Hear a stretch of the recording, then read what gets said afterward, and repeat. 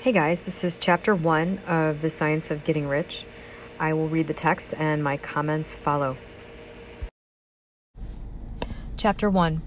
The Right to be Rich. Whatever may be said in praise of poverty, the fact remains that it is not possible to live a really complete or successful life unless one is rich.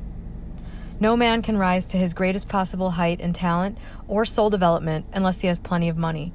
For to unfold the soul and develop talent, he must have many things to use, and he cannot have these things unless he has money to buy them with. Man develops in mind, soul, and body by making use of things, and society is so organized that man must have money in order to become the possessor of things. Therefore, the basis of all advancement for man must be the science of getting rich. The object of all life is development, and everything that lives has an inalienable right to all the development it is capable of attaining.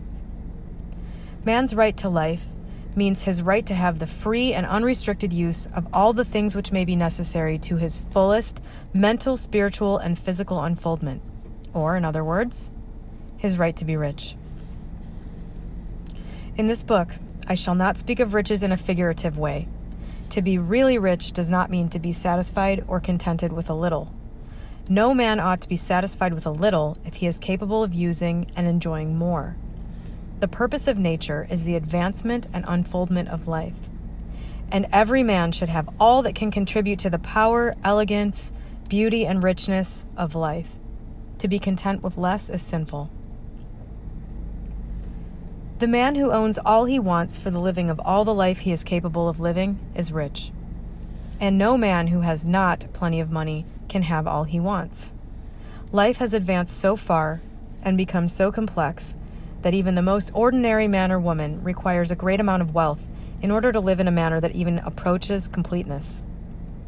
Every person naturally wants to become all that he is capable of becoming. This desire to realize innate possibilities is inherent in human nature. We cannot help wanting to be all that we can be. Success in life is becoming what you want to be. You can become what you want to be only by making use of things, and you can have the free use of things only as you become rich enough to buy them. To understand the science of getting rich is therefore the most essential of all knowledge. There is nothing wrong in wanting to get rich. The desire for riches is really the desire for a richer, fuller, and more abundant life, and that desire is praiseworthy. The man who does not desire to live more abundantly is abnormal. And so the man who does not desire to have money enough to buy all he wants is abnormal. There are 3 motives for which we live. We live for the body, we live for the mind, and we live for the soul. No one of these is better or holier than the other. All are alike desirable, and no one of the 3, body, mind, or soul, can live fully if either of the others is cut short of full life and expression. It is not right or noble to live only for the soul and deny mind or body, and it is wrong to live for the intellect and deny body and soul. We are all acquainted with the loathsome consequences of living for the body and denying both mind and soul, and we see that real life means the complete expression of all that man can give forth through body, mind, and soul. Whatever he may say, no man can really be happy or satisfied unless his body is living fully in every function, and unless the same is true of his mind and soul. Wherever there is unexpressed possibility or function not performed, there is unsatisfied desire. Desire is possibility seeking expression, or function seeking performance. Man cannot live fully in body without good food, comfortable clothing, and warm shelter, and without freedom from excessive toil. Rest and recreation are also necessary to his physical life. He cannot live fully in mind without books and time to study them, without opportunity for travel and observation, or without intellectual companionship. To live fully in mind, he must have intellectual recreations and must surround himself with all the objects of art and beauty he is capable of using and appreciating. To live fully in soul, man must have love, and love is denied expression by poverty. Man's highest happiness is found in the bestowal of benefits on those he loves. Love finds its most natural and spontaneous expression in giving. The man who has nothing to give cannot fill his place as a husband or father, as a citizen, or as a man. It is in the use of material things that man finds full life for his body, develops his mind, and unfolds his soul. It is therefore of supreme importance to him that he should be rich. It is perfectly right that you should desire to be rich. If you are a normal man or woman, you cannot help doing so. It is perfectly right that you should give your best attention to the science of getting rich, for it is the noblest and most necessary of all studies. If you neglect this study, you are derelict in your duty to yourself, to God, and to humanity.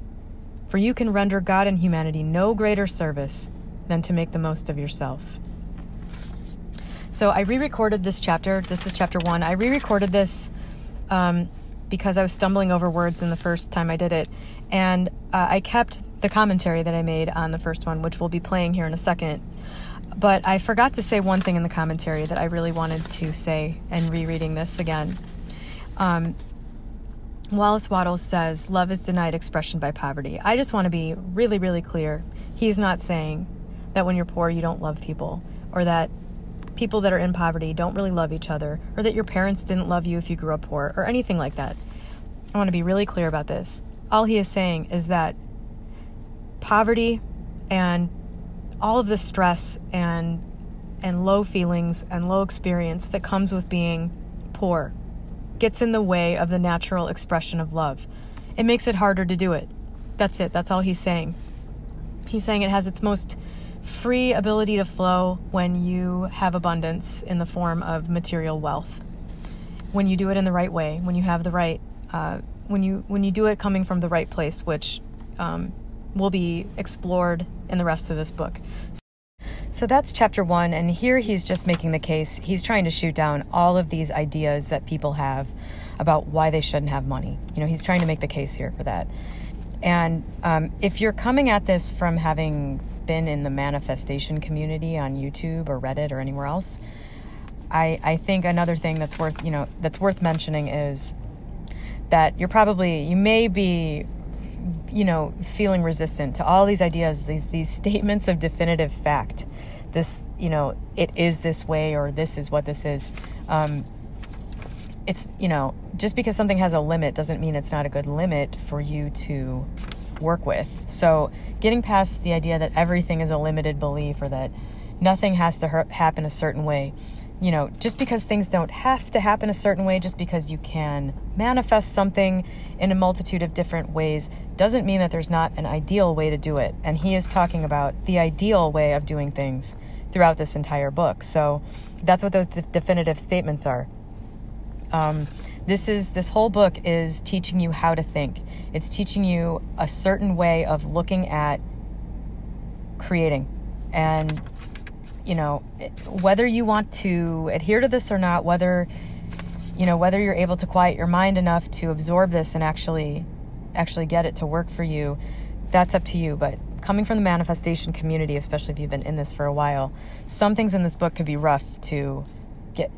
Just the idea that something can be so definite can be hard to take at first. So stick with it. Make it through the whole thing. Do me that favor. Make it through the whole thing before you make any decisions about how you feel about the tone, I guess, of the book. Because I think you'll see when the whole picture is painted, it's a really amazing one.